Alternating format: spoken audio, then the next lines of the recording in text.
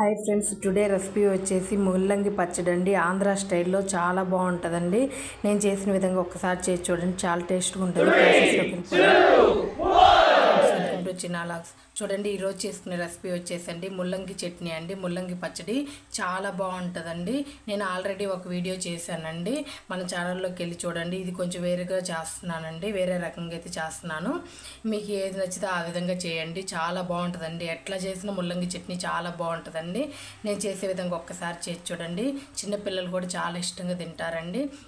చూడండి, ముల్లంగి చట్నీ కోసం అయితే, ముల్లంగి పచ్చడి కోసం అయితే నేను ఒక 5 ముల్లంగిల్ని అయితే తీసుకున్నానండి. మీడియం సైజు అయితే తీసుకున్నాను, చిన్నవి అండి.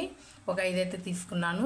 ఒక 15 ఎండుమిరపకాయలను అయితే తీసుకున్నానండి. కారానికి సరిపడా తీసుకోండి. నైఫ్ కొంచెం మంట కారాలేనండి, మిరపకాయలేనండి. అందుకని నేను ఒక 15 వరకు అయితే తీసుకున్నాను.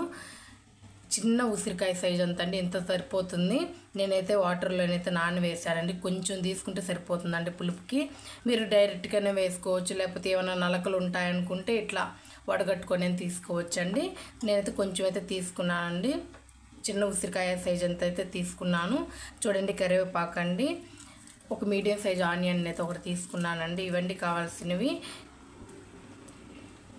ముల్లంగిని అయితే నీట్గా పీలప్ చేసుకొని వాష్ చేసుకొని చిన్న చిన్న ముక్కలుగానైతే క్యూబ్స్ లాగైతే కట్ చేసుకోవాలండి. చూపిస్తాను చూడండి. నీట్గా అయితే వాష్ చేసుకున్నానండి. ఇప్పుడు ఎడ్జులు అయితే కట్ చేసుకోవాలి. ఎడ్జెస్ అయితే కట్ చేసుకోవాలండి. ఇట్లా మొత్తానికి అట్లానే కట్ చేసుకొని పీల్ అయితే తీసుకోవాలండి. ఇట్లా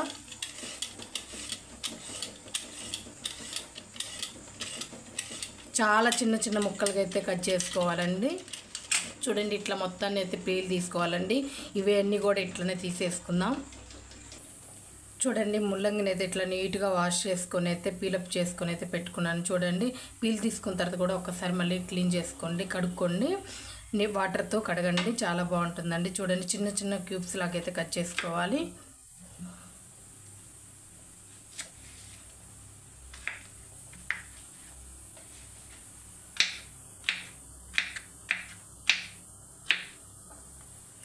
ఇట్లా చిన్న చిన్న వాటిని కట్ చేసుకోవడం వల్ల అండి బాగా తొందరగా వేగుతాయండి. వాటర్ ఉంటుంది కదండి ముల్లంగిలో, బాగా వేగాలి. అప్పుడు కానీ పచ్చడి ఒక 2 or 3 days అయినా నిల్వ ఉంటుందండి. చూడండి, చిన్న చిన్న క్యూబ్స్ లాగైతే కట్ చేసుకోవాలన్నీ.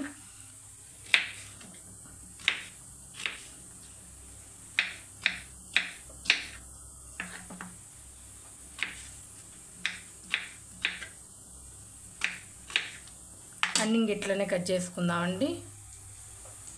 చూడండి, అన్నీ అయితే ఇట్లా కట్ చేసుకున్నాను చిన్న చిన్న ముక్కల్లాగా. ఇప్పుడు ప్రాసెస్లోకి వెళ్ళిపోదాం. చూడండి, వేపుకోవడానికి అయితే నేను ఒక చిన్న కళాయిని అయితే పెట్టుకున్నానండి. స్టవ్ ఆన్ చేస్తున్నాను. కళాయి హీట్ అవ్వాలి. చూడండి, కళాయి అయితే హీట్ అయిందండి. ఒక 1/2 స్పూన్ అయితే నూనె వేసుకుంటున్నానండి వేపుకోవడానికి. చూడండి, ఒక 1/2 స్పూన్ సరిపోతుందండి, ఎక్కువ వేసుకోవద్దు. చూడండి, ఆయిల్ అయితే హీట్ అయిందండి. నేను 2 స్పూన్స్ అయితే పల్లీలు వేసుకుంటున్నానండి. చూడండి, 2 స్పూన్స్ అయితే పల్లీలు వేసుకున్నానండి. లైట్గా వేగాలండి. మంటను మాత్రం లో ఫ్లేమ్లో పెట్టుకోవాలండి. 1 స్పూన్ పచ్చిపప్పు అయితే వేసుకుంటున్నానండి. చూడండి, 1 స్పూన్, చిన్న స్పూన్ అండి, 1 స్పూన్ పచ్చిపప్పుని అయితే వేసుకుంటున్నాను. 1 స్పూన్ మినపగుండ్లు అండి. చూడండి, 1 స్పూన్ అయితే మినపగుండ్లు అయితే వేసుకుంటున్నాను.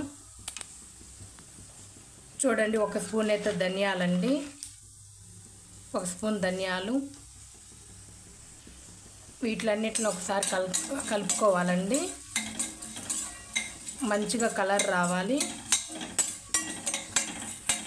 ఇదిగోండి, 1/2 స్పూన్ జీలకర్ర అండి. జీలకర్ర ఎక్కువ వేసుకోవద్దండి, 1/2 స్పూన్ సరిపోతుంది. వేపేటప్పుడే కొంచెం కరివేపాకు వేసుకోండి, చాలా బాగుంటుందండి.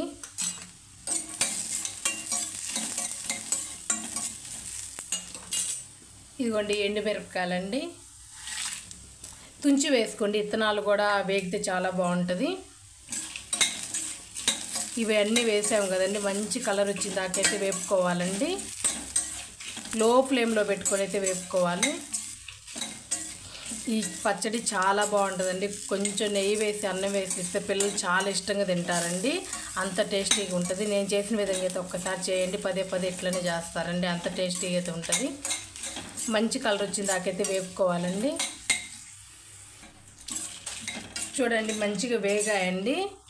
ఇట్లా వేగితే సరిపోతుందండి, మాడనివ్వద్దండి, మాడితే పల్లి చేదు వస్తుంది. స్టవ్ అయితే ఆపేస్తున్నానండి.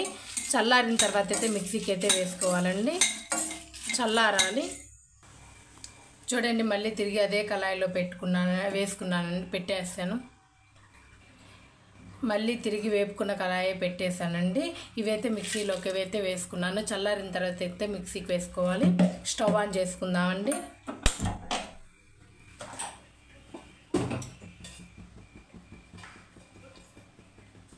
ఒక స్పూన్ అయితే నూనె అయితే వేసుకుంటున్నానండి. ఒక స్పూను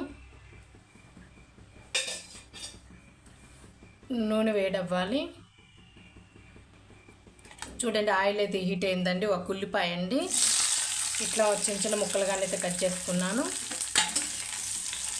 ఇవ్వండి మీడియం సైజ్ ముక్కలుగా కట్ చేసుకుంటే సరిపోతుందండి. ఒక్క సెకండ్ పాటు ఇట్లా వేయించుకోవాలి. చూడండి ఒక సెకండ్ పాటు వేయించుకున్న తర్వాత ముల్లంగి ముక్కలండి, చిన్న చిన్నగా ముక్కలుగా కట్ చేసుకున్న ముల్లంగి ముక్కలు మొత్తాన్ని అయితే వేసుకోవాలండి. మంచి కలర్ వచ్చిన దాకైతే వేపుకోవాలండి ముల్లంగి ముక్కల్ని.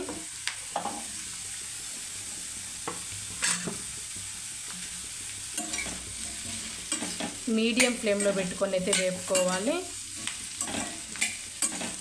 ముల్లంగి ముక్కలు వేగడానికి కొంచెం టైమే పడుతుందండి, కానీ నిదానంగా మంచిగా వేపుకోవాలి. పచ్చడి నిల్వ అప్పుడైతే 2 or 3 days ఉంటుందండి. బాగా వేపుకోవాలి, మంచిగా వేగాలండి. ముల్లంగి ముక్క మంచిగా వేగాలి. అప్పుడు దాకైతే నిదానంగా వేపాలండి. చూడండి మధ్య మధ్యలో ఇట్లా కలుపుతా అయితే వేపుకోవాలండి. చూడండి ఇట్లా వేగాయి కదండి. 2 minutesలో ఆపేస్తాం అనగా ఎల్లిపాయ అయితే వేసుకుందామండి. ఇదిగోండి 2 ఎల్లిపాయలు అయితే వేస్తున్నాను. 2 ఎల్లిపాయ పీసెస్లు అయితే వేసానండి. ఒక్క 2 నిమిషాలు మగ్గించుకుందాము. చూడండి వీడియో క్లిప్లో చూస్తున్న విధంగా ఇట్లా వేగితే సరిపోతాయండి. బాగా వేగాయి. ఇంకా స్టవ్ అయితే ఆపేస్తున్నాను. చూడండి స్టవ్ అయితే ఆపేసాను. ఇంకా చల్లారిన తర్వాత అయితే మిక్సీకి అయితే వేసుకోవాలండి, బాగా చల్లారాలి. చూడండి ఎండుమిరపకాయలు, శనగిత్తనాలు వేసుకున్నాం కదండి, పచ్చిపప్పు, ఇవైతే బాగా చల్లారాయి. మిక్సీకి అయితే వేసేసుకోవాలి. చూడండి కొంచెం టేస్ట్ సరిపడా ఉప్పు వేసుకుని అయితే మెత్తటి పొడిలాగైతే చేసుకోవాలండి. చూడండి ఇట్లా మిక్సీకి వేసుకున్నాం కదండి, ఇట్లా వేసుకుంటే సరిపోతుంది. ముల్లంగి ముక్కలను కూడా వేసుకోవాలండి దీంట్లో. ఫస్ట్ ఇవి గ్రైండ్ చేసుకున్న తర్వాతనే ముల్లంగి ముక్కలు వేసుకోవాలి. చూడండి ముల్లంగి ముక్కలు కూడా వేసుకున్నాం కదండి.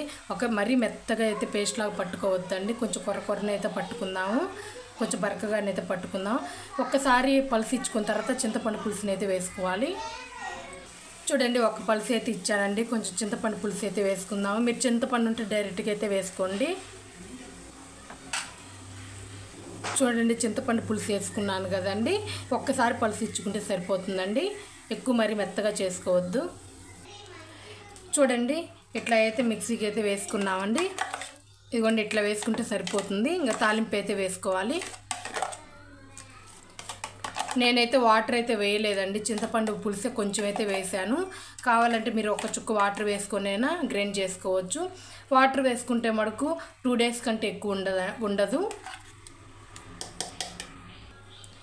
చూడండి ఇట్లా మిక్సీకి అయితే వేసుకున్నాం కదండి.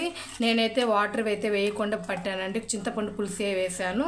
వాటర్ వేసుకోవాలి అంటే 2 days మాత్రమే ఉంటుందండి, ఎక్కువ ఉండదండి, అందుకని నేనైతే వాటర్ వేయలేదు.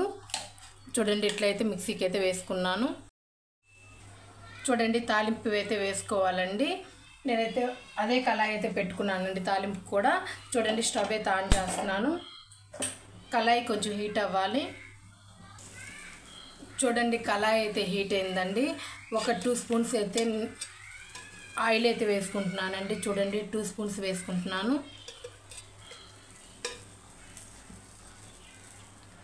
ఆయిల్ హీట్ అవ్వాలి.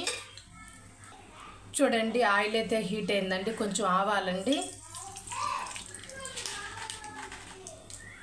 మినపప్పు పచ్చిపప్పు అండి, జీలకర్ర, ఇదిగోండి ఒక ఎండుమిరపకాయ అయితే ఇట్లా తుంచి వేస్తున్నాను. ఎల్లిపాయ అయితే ఇట్లా కొట్టేసుకోండి, చాలా బాగుంటుందండి. తాలింపు వేగాలి. ఒక చిటికెడు ఇంగువ అండి, కొంచెం కరివేపాకు. చూడండి తాలింపు అయితే బాగా వేగిందండి. ముందుగా గ్రైండ్ చేసుకొని పెట్టుకున్న పచ్చడిని అయితే వేసుకోవాలండి. మొత్తం ఇట్లా వేసేసుకున్నాం కదండి, ఒకసారి కలుపుకుందాము. ఇట్లా చేయండి, పచ్చడి చాలా బాగుంటుందండి. అన్నంలోకి, దోశ, చపాతీలో కూడా చాలా బాగుంటుందండి. టిఫిన్లో కూడా నేను చేసిన విధంగా అయితే ఒక్కసారి చేయండి, చాలా టేస్టీగా అయితే ఉంటుందండి. చూడండి ఒకసారి అయితే ఉప్పు చూసుకోండి, సరిపోకపోతే ఇప్పుడైనా సాల్ట్ వేసుకోవచ్చండి. గండుప్పు అయితే వేయకాకండి, సాల్ట్ అయితే వేసుకోండి. సరిపోకపోతే నాకైతే కరెక్ట్గా ఉందండి. చూడండి తాలింపు వేసిన తర్వాత 1 నిమిషం పాటు అయితే ఇట్లా ఉంచేసుకొని స్టవ్ అయితే ఆఫ్ చేసుకుందామండి.